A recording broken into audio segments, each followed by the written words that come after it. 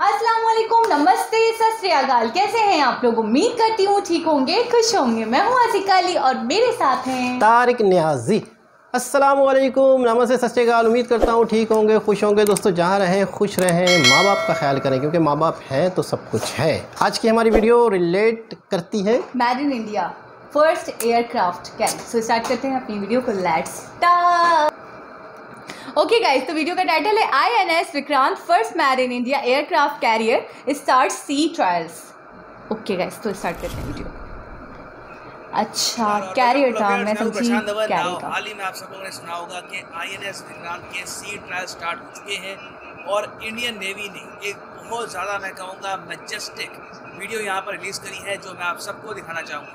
तो यहाँ पर आप देख पाओगे एक बहुत ही ज़्यादा प्राइड की मोमेंट है पूरे देश के लिए। हमने खुद एज ए नेशन बिल्ड किया है एक एयरक्राफ्ट कैरियर। दुनिया में गिनती के 6 से 7 देश हैं जो खुद एक एयरक्राफ्ट कैरियर बिल्ड कर सकते हैं। और यहाँ पे आप देखेंगे एक made in India aircraft carrier. जंगल में हो सकता है कभी आपने शेर देखा किसी मूवी में या फिर किसी वीडियो में, अलग उसका एक रॉब होता है, अलग एक कॉन्फिडेंस होता है। सेम टाइप ऑफ कॉन्फिडेंस यहाँ पे आप देखोगे। It looks absolutely majestic. ना यहाँ पे आप पूछ सकते हैं ठीक है सर, मैजेस्टिक अपनी जगह है, मगर इसकी कॉस्ट क्या है? How much did it cost to build in India? तो इसकी टोटल कॉस्ट है रफली $3.5 बिलियन।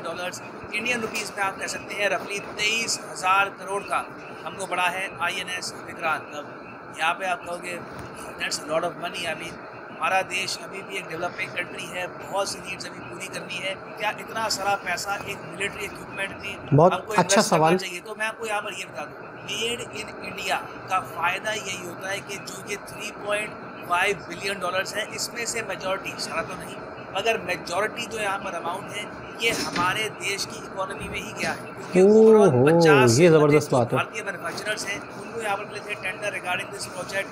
किसी मैन्युफैक्चरर ने यहाँ पर कुछ बनाया है, किसी और ने यहाँ पर कंपोनेंट बनाया है और ओवरऑल इसको बिल्ड किया है कोचन शिपयार्ड ने, भारतीय कंपनी है।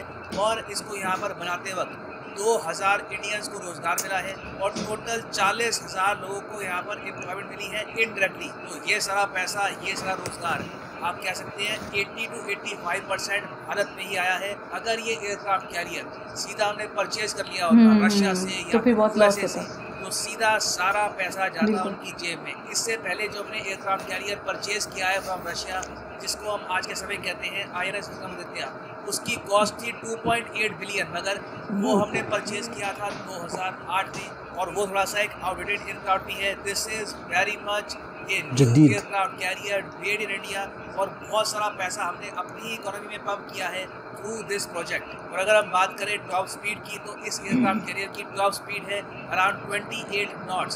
लेंथ को आप अगर देखो तो 262 मीटर्स की इसकी लेंथ है। डिस्प्लेसमेंट बहुत बड़ा यार, अराउंड 45,000 टन। और जब इसके सी ट्रायल हुए तो देश के PM ने भी यहाँ पर ट्वीट किया है कि the indigenous aircraft carrier Vikrant designed by Indian navy's design team and built by Cochin shipyard limited undertook its maiden sea trial. अब यहाँ पे आप देखोगे हर जगह सेम बात लिखी है, सी ट्रायल। ये सी ट्रायल्स क्या होते हैं? क्या ये एयरक्राफ्ट कैरियर तैयार हो गया है, नेवी के पास पहुँच गया ये? तो इसका आंसर है नहीं। Sea trial in very simple words होता है टेस्टिंग। सी ट्रायल यानी यहाँ पर अभी हम टेस्ट कर रहे हैं कि जब ये सेल पर जाता है एयरक्राफ्ट कैरियर तब क्या कुछ प्रॉब्लम्स आती हैं, क्या कोई इश्यूज आते हैं। तो अभी के लिए सी ट्रायल्स हो रहे हैं। अभी इसकी डिलीवरी और कमिश्निंग होगी, उसके बाद ये बन जाएगा पार्ट भारतीय नौसेना का। और डिलीवरी और कमिश्निंग कब होगी? कमिश्निंग हम मान के चल रहे हैं इसकी हो जाएगी अगस्त 2022 में। तो 1 और साल यहाँ पर लगेगा। उसके बाद इंडिया के पास ऑफिशियली हो जाएंगे 2 एयरक्राफ्ट कैरियर। एक तो INS विक्रमादित्य ऑलरेडी हमारे पास है और दूसरा पहला made in India aircraft INS। कमाल है यार। और दुनिया में मैं आपको ये बता दूँ कि गिनती के देश है जिनके पास 1 से अधिक एयरक्राफ्ट कैरियर है। एक्चुअली एक एयरक्राफ्ट कैरियर वाले भी देश दुनिया में बहुत कम है। यहाँ पे आप देखोगे 8 कंट्रीज जिनके पास एक एयरक्राफ्ट कैरियर है आज के समय। USA, China, Italy, UK, France, India, Russia, Spain. अब यहाँ पे आप कहोगे वेट, जापान कहाँ पे है?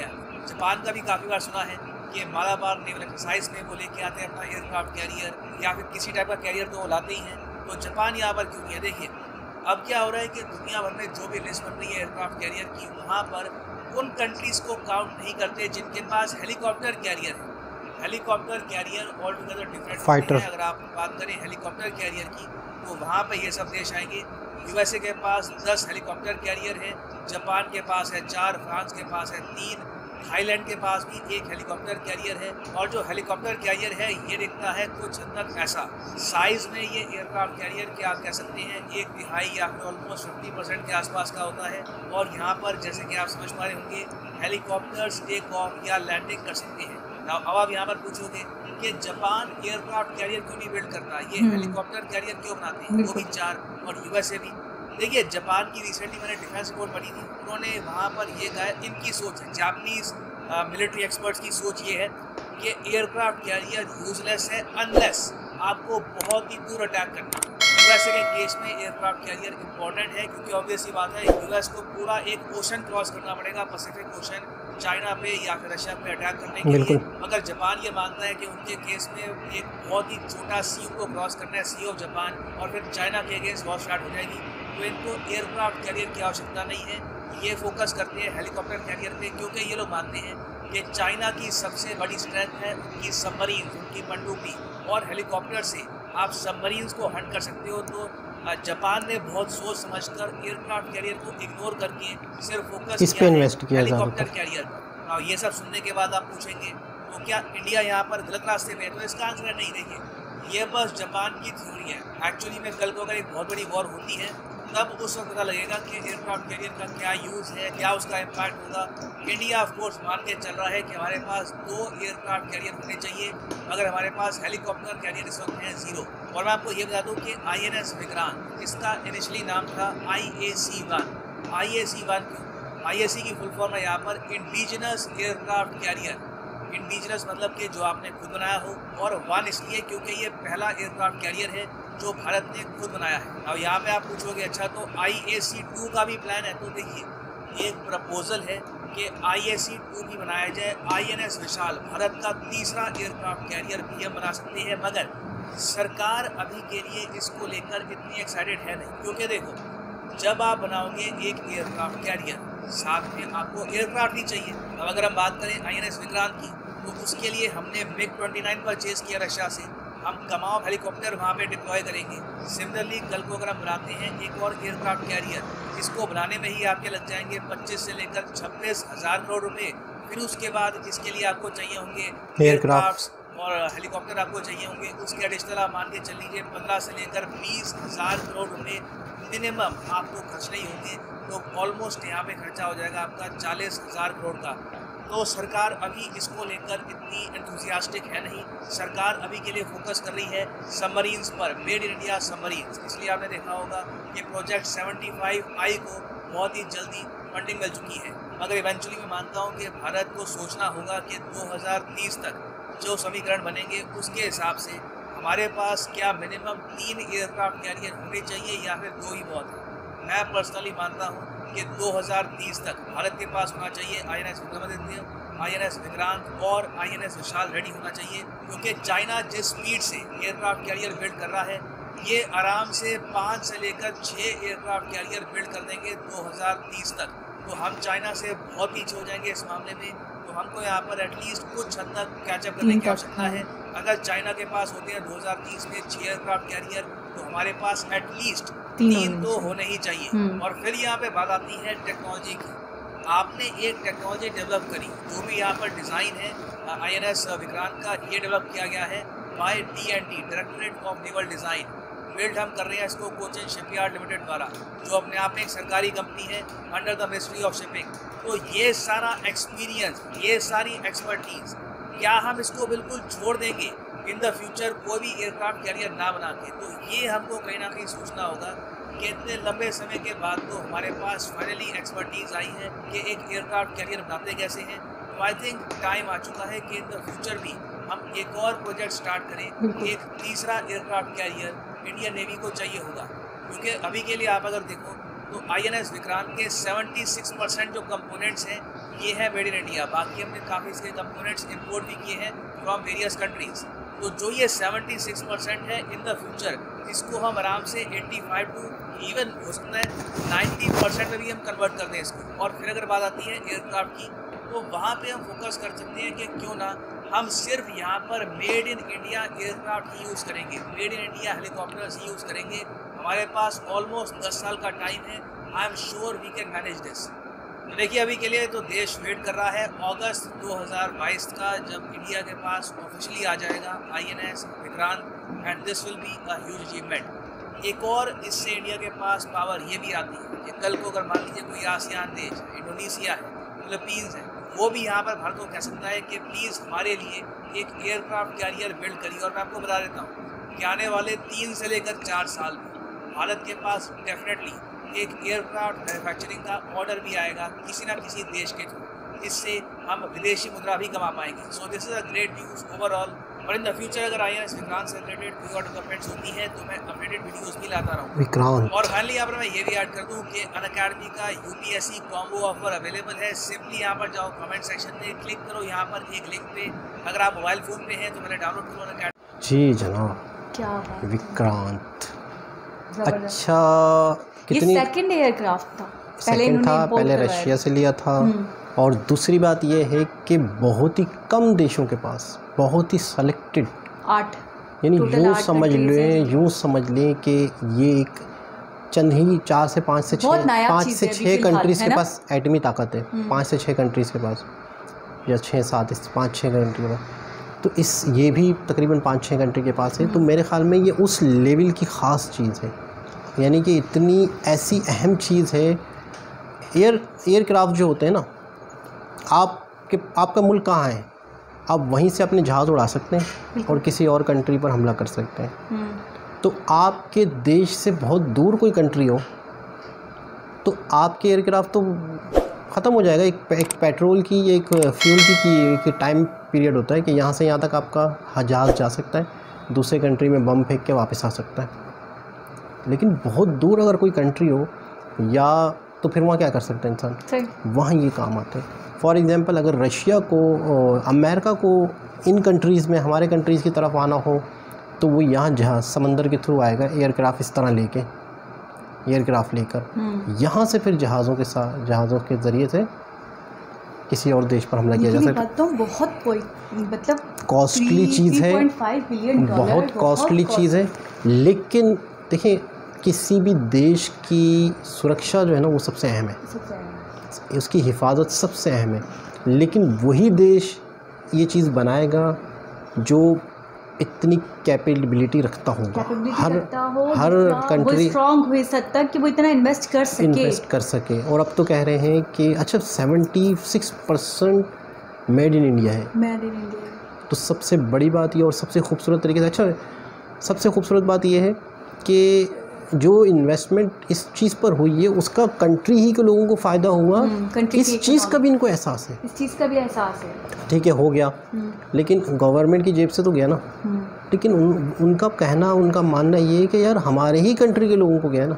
कितनी खूबसूरत बात है। हालांकि इस बात की कोई ख़ास अहमियत नहीं है, लेकिन इस बात की खूबसूरती कितनी ज़्यादा है समझा जाए तो, कि गवर्नमेंट और आवाम मतलब गवर्नमेंट अपने आप को और आवाम को अलग नहीं समझ रही है। वो लगा रही है तो वो ये सोचिए, अगर आवाम इससे फ़ायदा उठा पा रही है तो समझिए वो हमारा ही फ़ायदा है। 40,000 लोगों को रोज़गार मिला, कई लोगों की नौकरियां हुई, कई चीज़ें इस कंट्री में बनी, कई लोगों ने इसमें कंपनीज़ को टेंडर्स मिले।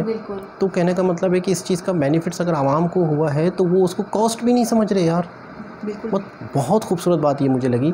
अच्छा, दूसरी चीज़ ये कि चंद कंट्रीज़ के पास है, जापान के पास हेलीकॉप्टर क्राफ्ट है, ये इंडिया के पास सेकंड, और मुझे लगता है कि शायद ये वही क्राफ्ट है जो कि रशिया से लिया इन्होंने। हाँ, उन्होंने रशिया से परचेज़ किया था पहले किया था ना। पहला ये दूसरा है, ये दूसरा है। ये तो अभी ट्रायल बेसिस पर है, लेकिन ये कह रहे हैं ना कमीशनिंग जो होगी उसके बाद इसको वो कर देंगे। अभी ट्रायल बेसिस पर है और अगस्त 2022 में है ना, इंडियन नेवी को, इंडियन आर्मी को दे दिया जाएगा, उनके हैंड ओवर हो जाएगा। बिल्कुल।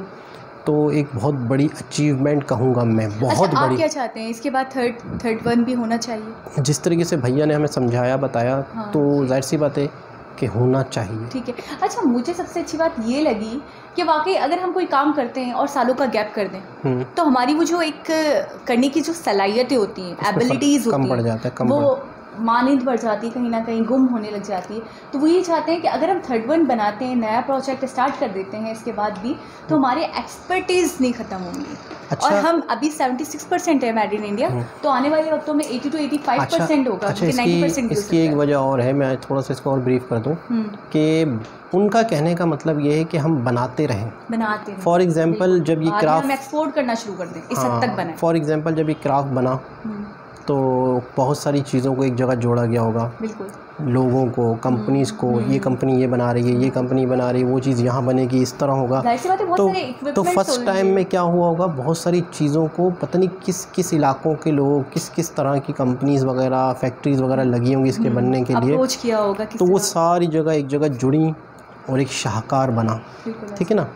तो दोबारा अगर लंबा गैप आ गया, ये चीज़ें अब बिखर जाएंगी। बिल्कुल। जो कंपनीज थी, जिस कंपनी ने बनाया, उनकी भी अपनी अपनी एक्सपीरियंस हुआ है। ठीक है ना। वो सब बिखर जाएंगे। फिर दोबारा जुड़ने में फिर कॉस्ट बढ़ेगी, टाइम लगेगा। तो इनका कहने का मतलब है कि अगर ये कंटिन्यू रहता है तो हो सकता है कि हमें बराबर वाले कुछ कंट्रीज़ जो हैं वो भी हमसे ये चीज़ बनवाएं। दूसरे कंट्रीज़ देखेंगे कि छोटे लेवल पे, तो वो लाजमी बोलेंगे कि आप हमें भी नेपाल हो गया या मलेशिया या इंडोनेशिया, कोई भी कंट्रीज है, बांग्लादेश हो गया।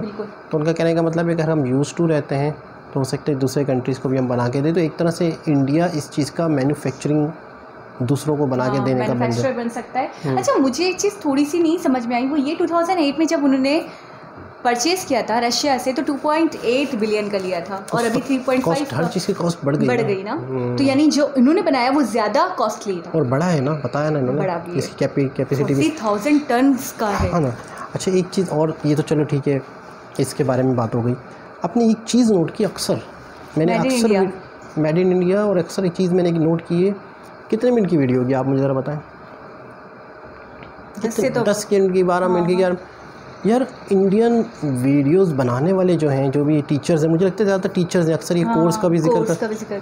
तो मैं ये सोचता हूँ कि कितनी खूबसूरती से ये 10 से 12 मिनट के अंदर एक चीज़ को पूरा हमारे अंदर उतार देते हैं, डिफाइन ऐसे करते हैं। यार मैं एक छोटा सा भी पॉइंट ऐसा नहीं होता कि मिस हो गया। आपने नोट किया, मैंने अक्सर वीडियोस देखी हैं, मैं किसी एक की तारीफ नहीं कर रहा हूँ, ये टोटल जो हम वीडियोस देखते हैं 10 मिनट 11 मिनट की, उस टॉपिक पर, उस सब्जेक्ट पर या उस मुद्दे को डिफ़ाइन इस तरह से करते हैं, इस तरह स्टार्ट लेते हैं कि आप उस चीज़ को कहते हैं कि हाँ भाई मुझे पता है ये क्या है। जबकि एयरक्राफ्ट से रिलेटेड इससे पहले हमारी ज़्यादा वीडियोस नहीं देखी हैं, हमारी नॉलेज में इतनी बातें नहीं। तो मैंने ये चीज़ नोट की है कि बड़े डिटेल से, अच्छा डिटेल 30 मिनट की भी हो सकती है, 20 मिनट की, नहीं 10 11 मिनट में, 12 मिनट में ये डिटेल को समझा देते हैं, अपनी बात को डिफाइन कर देते हैं, बिल्कुल समझा देते हैं। तो दोस्तों, एक इंडिया के लिए बहुत बड़ी अचीवमेंट थी, वीडियो बहुत ही हमारे लिए इन्फॉर्मेटिव थी, बहुत अच्छी थी। सबमरीन्स भी बनाने का कहा जा रहा है ना। सबमरीन्स पर तो उनका फोकस है, क्योंकि सबमरीन का काम ये होता है कि समंदर के नीचे से जाती है। हेलीकॉप्टर एक भी नहीं है इंडिया के पास, हेलीकॉप्टर क्राफ्ट एक भी नहीं है। नहीं नहीं, हेलीकॉप्टर क्राफ्ट नहीं है, लेकिन ये कि एयरक्राफ्ट है। अच्छा, सबमरीन समंदर के नीचे से जाती है, आबदोस नीचे से जाती है और दुश्मन पर हमला करती है। ये जो है समंदर के बीच में कहीं भी आगे जाके खड़ा हो सकता है, तो आप वहाँ से जहाज़ फाइटर्स उड़ सकते हैं। ये मतलब जिनके पास इन फ्यूचर ये चीज़ें हैं तो वो किसी भी मुल्क को फतह कर सकते हैं, बीट कर सकते हैं जंग में। तो बहुत बड़ी अचीवमेंट इंडिया के लिए। दोस्तों, उम्मीद करते हैं आपको वीडियो अच्छी लगी होगी, हमें तो बहुत ही इन्फॉर्मेटिव लगी। दोबारा मुलाकात होगी आपसे किसी और वीडियो के साथ, जब तक के लिए अल्लाह हाफ़िज़।